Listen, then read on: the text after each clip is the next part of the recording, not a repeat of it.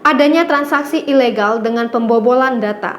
Polda Metro Jaya juga mengungkap kasus transaksi ilegal melalui pembobolan data Home Credit Indonesia dan membekuk 2 orang tersangka, UA dan SM. Disebutkan ribuan data KTP serta foto selfie KTP bocor dan diperjualbelikan di Telegram dengan nama akun Raha. Data itu dimanfaatkan oleh sekelompok orang untuk mendaftarkan akun kredit di aplikasi Home Credit. Akibatnya, Home Credit Indonesia mengalami kerugian akibat kebanjiran order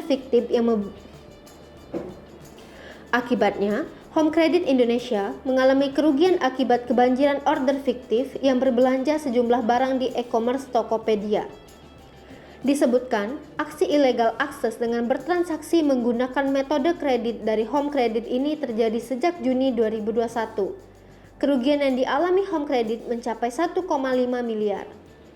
Kedua tersangka mengaku mendapatkan ribuan data KTP dan foto selfie KTP dari akun Telegram bernama Raha. Ribuan data KTP dan foto selfie KTP yang dibeli komplotan ini dari Telegram Raha dengan harga 7,5 juta.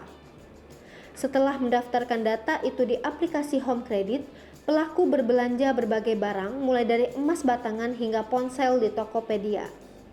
Pengungkapan kasus ini berawal dari kejanggalan yang dialami pemilik data asli yang mengaku tak pernah mendaftarkan identitasnya di Home Credit.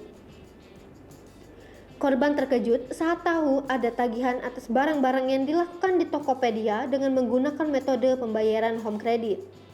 Komplain para korban itu akhirnya berujung pada pelaporan ke polisi hingga berakhir dengan penangkapan 2 tersangka. Polisi masih mengejar pemilik akun Telegram bernama Raha yang menjual ribuan data nasabah.